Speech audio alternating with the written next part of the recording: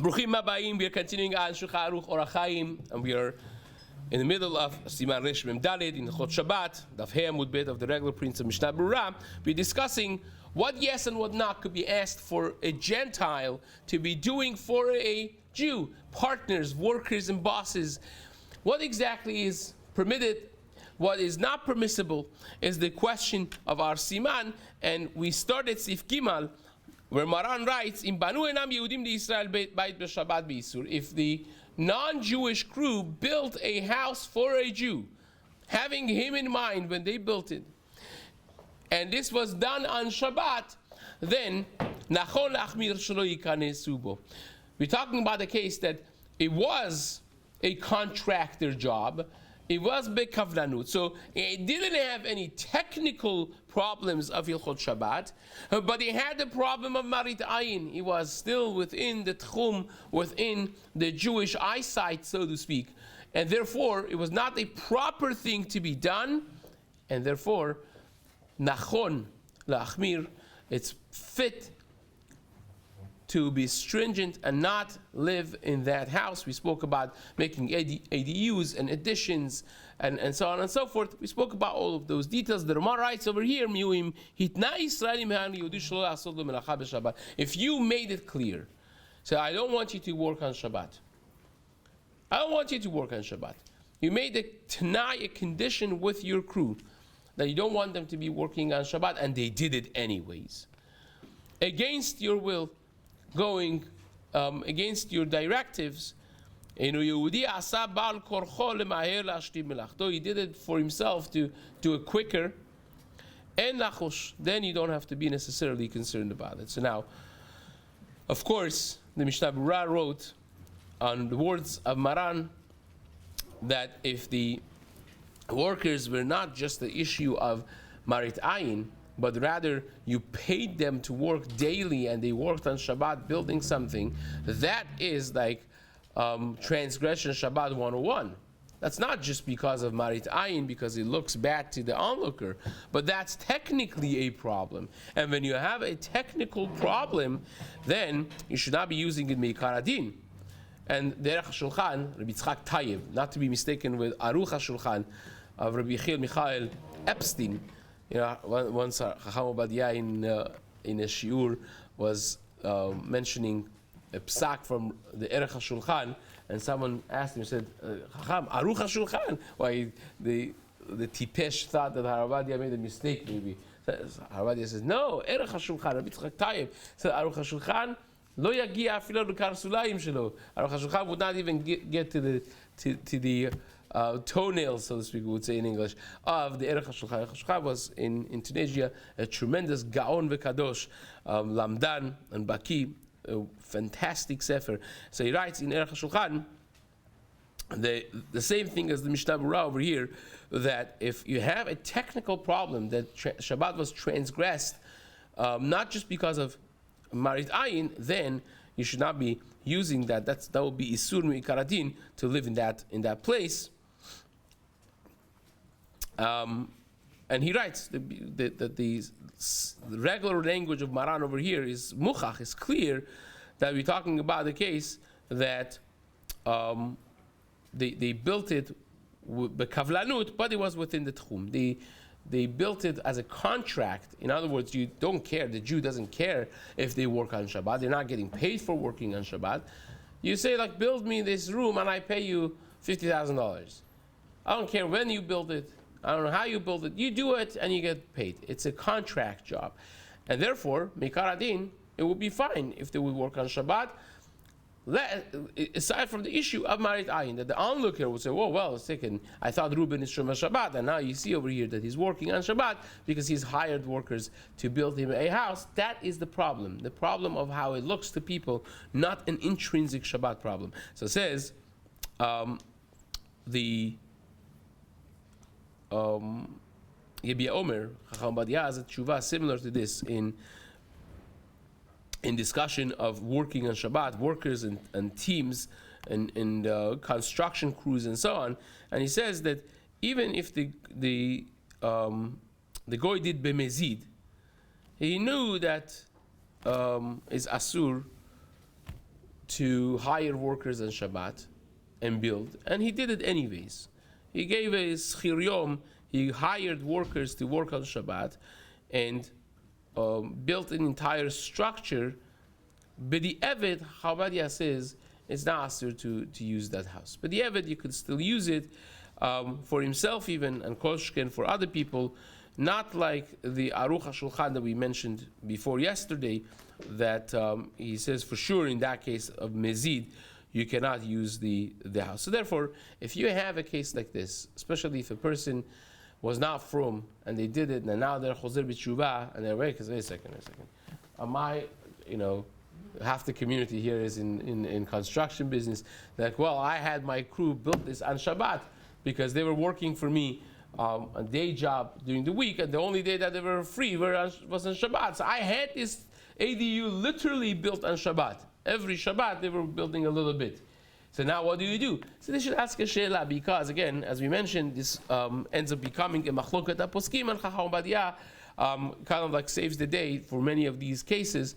Now, even if it was done b'mezid at the time, it will be still room to be mekel in many of those instances. So therefore, a question should be asked to deal with this properly.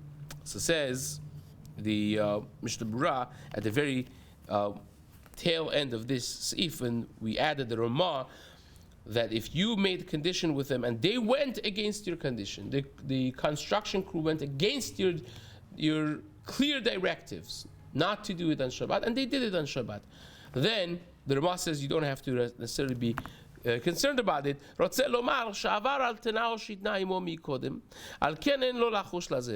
reason you don't have to be concerned, because you made a Tanai with them.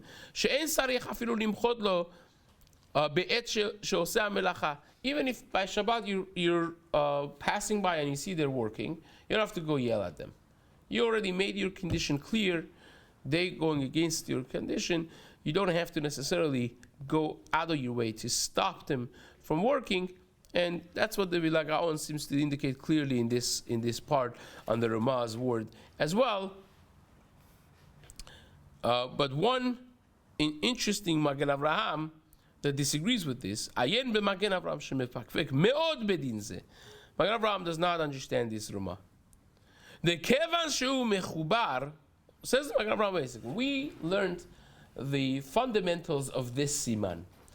And one of the fundamental yesodot of this halakha is when you have something that's attached to the ground and people know that this is Reuben's property, then we have a problem. The kevashu mechubara ve'milta de paresia is considered a public matter that everyone is going to know that Reuben's property is being built on Shabbat. The Reuben who is the chazan in this shul and is the balkora in the other shul, everyone's going to be talking about it. People know whose property is which, and therefore it's milta de paresia. Ika chashada. People are going to suspect him. Because now everyone knows that he made a Tanai. They learned the Mishnah Berura, they learned the Shulchan Aruch. They say basically he's supposed to be stopping. He's not stopping them. He passes on this way to shul. He sees them working on Shabbat. It must be that he hired them. Oy vavoy, right? That's what the Magen Avraham says. It's not just the Magen Avraham. Berura has the same. This is Gedolei Achronim. Had the same problem with the Ramah. And this comes really from the Mordechai, one of the latest generation of Rishonim.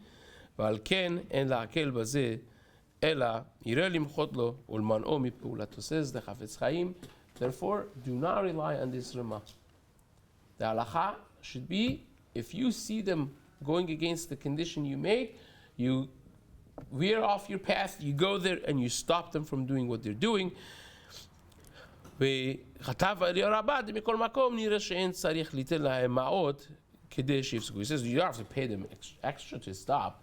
You go yell at them. It's that you should do, but you don't have to lose money extra to stop them. In other words, if they say, well, we are always 6-day workers, that's how it happens. Right now, this year has become less of a problem, the questions that I get personally, because now there's so many illegal aliens and immigrants that that the competition is higher, but it used to be that they would say, well, you're not paying me 6 days, I'm quitting, I'm going to go find a different job.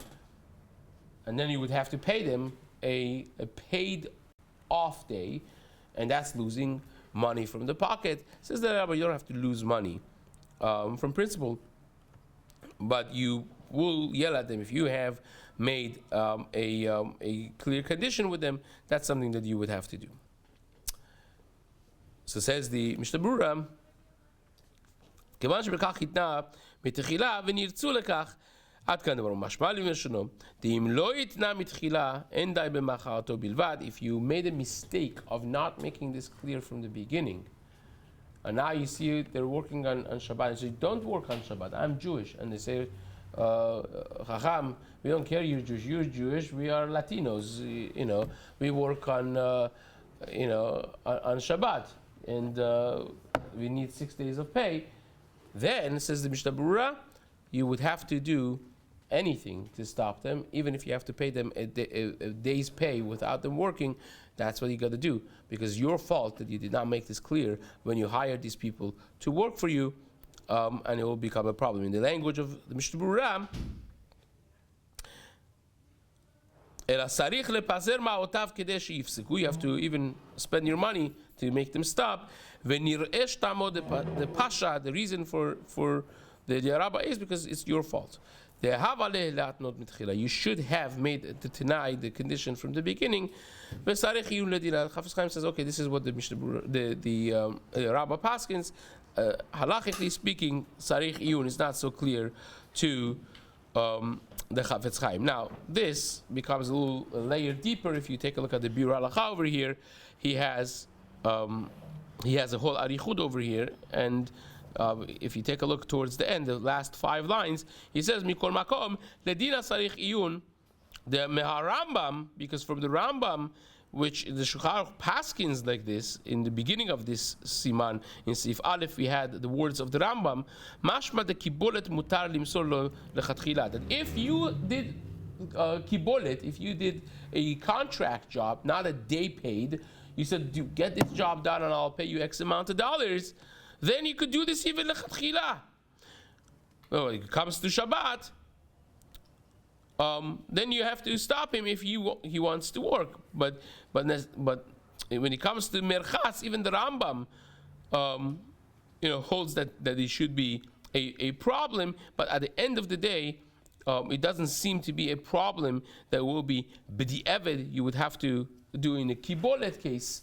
In a case that you hired contractors for a full job, not to work on Shabbat, but the Eved, it should not be a problem according to the Shita of the Rambam. So therefore, the Chafetz Chaim leaves this hanging, basically, says based on the Shulchan Aruch and based on the Rambam should be fine.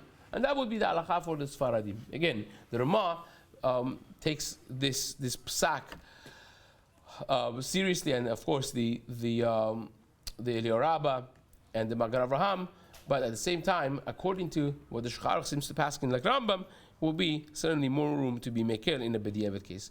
Now, all this said, you see the details of how nuanced this could be and how complex this could be. So therefore, these are setting off alarms for people to ask questions in every specific case. Says the Shulchan Aruch in Seif Dalet, melechet parhesya afilu bimtaltelin kegon sfina hayedu'a leYisrael. If something is considered a public eye item, something that everyone ends up knowing who the owner is, then even if it's not mechubar lekarka, technically, even if it's not considered real estate, for instance, a ship. Everybody knows that the Victoria ship is owned by a Jew, for instance. They have names, they have identifications. Every ship had a very clear name, and people knew this ship is a Jewish ship, Jewish owned. So even though that's not, technically speaking, real estate, is not attached to the ground, it's melechet paresya. It's something that everyone knows about, the public know about, and therefore, says the Shulchan Aruch, it doesn't make a difference. Still will be considered like it will be attached to the ground because it's known, well known to the public. Dinah kemo melechet mechubar. It will be the same halacha as something that's attached to the ground. Now, this is not talking about the case that they're building a ship in the domain of the Jew, even if they're building it by the port or in the ship company. I don't know if there's such a thing back in the day, but if they're making it, but this is going to be the Titanic 2, whatever you want to call it, and they know that this is owned by this and that company, which is a Jewish-owned company. I don't care when they're building it, even if it's not in the domain of the Jew, still will be asur. Says the Chafetz Chaim. The Hachi, because of not, afilu haya dino rak kemetaltelin de alma, gam ken haya asur. Will be, if it wasn't because of this, then it would be asur even without that. If it would be in the reshut of the Jew, as we are going to discuss later on in Siman Resh Nun Bet. Even the smallest items that are not even mefursam, are not even known, even regular small metaltelin, items that are carryable and small, will be asur if he's doing it in the domain of the Jew. That would be for sure asur. So therefore, it's clear that this Seif is talking, even if it's outside the reshut of a Jew, is in by the port or is in the ship company, will be still asur because it is known to people that this is a Jewish item.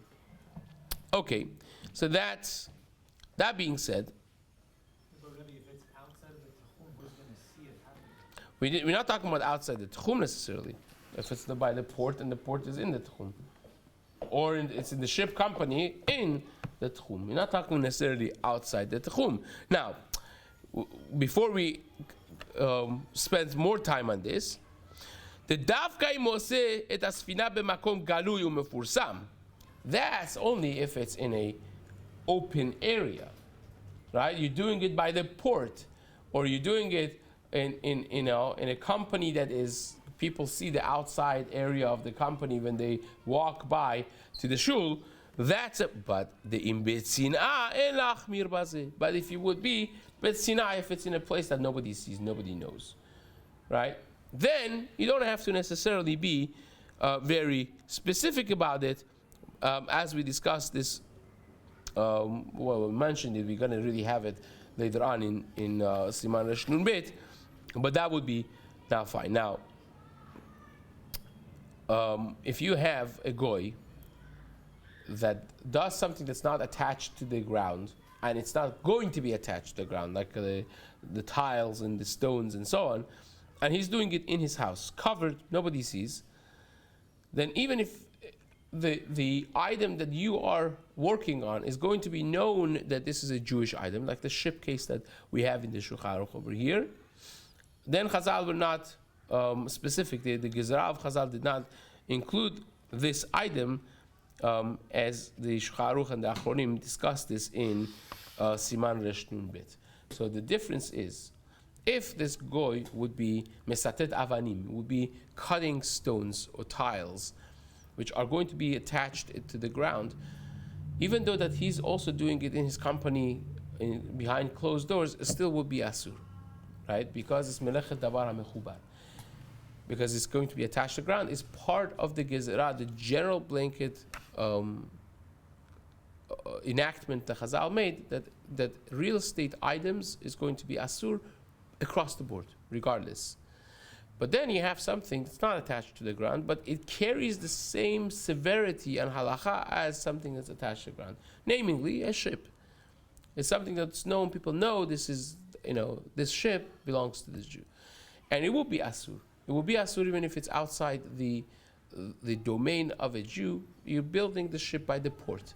It will be asur. But the difference is this nuance, that whereas if the goy would be making something for a building that's attached to the ground, it would be asur even if nobody sees it. It's behind closed doors. Over here, if it's behind closed doors, that gezerah doesn't cover it. It will be mutar because it's not part of the same gezerah of mechubar lekarka. So it comes out that we have now 3 different levels. One level is items that are, we're talking about the case that you didn't tell all these cases is that you didn't tell the goy to work on Shabbat. he decides on his own to do it on Shabbat to make his life easier, right? So the three items. One, things that are davar talush, things that are not mechubar lekarka, regular items, right? No one knows, no one cares. Making cell phones. No one knows if the company that you're making this for is a Jewish company. So the goy decides to do it on Shabbat. Hazaku Baruch, I just ordered 1,000 cell phones. I didn't tell you to work on Shabbat. You make the 1,000 cell phones. I pay you X amount of dollars. You're happy, I'm happy, and that's the end of it. So if the goy makes it in his company, even if the company is, is in the yard, everyone sees it, doesn't make a difference. It's mutar, right? Mutar, as long as it's not in the domain of the Jew, across the board is mutar. Then you have things that are mechubar lekarka. They're going to be put into the building, like cutting the tiles and the stones and the blanks of wood and the beams and so on. Those, even if it's not in a public eye, the guy is doing it literally in his house, in his garage, still will be asur, because it's going to be part of the gezerah, that just like it will be asur for him to build my wall in my domain, anything that's going to be attached to the ground is going to be asur as well. That's like the two ends of the spectrum. And then the middle ground is this ship thing, that it is melechet davar parisia, that is the Jewish owned item. And therefore, if it's in a public eye, even if it's outside my domain, it's going to be asur. But if it's going to be not in public eye, if it's behind closed doors in a garage he's making it, then it's not included in the full gezerah of melechet mechubar lekarka, and it would be a mutar. So that concludes basically Seif Dalet over here. Bezat Hashem will do Seif Hey in the next shiur. Chazak u'baruch.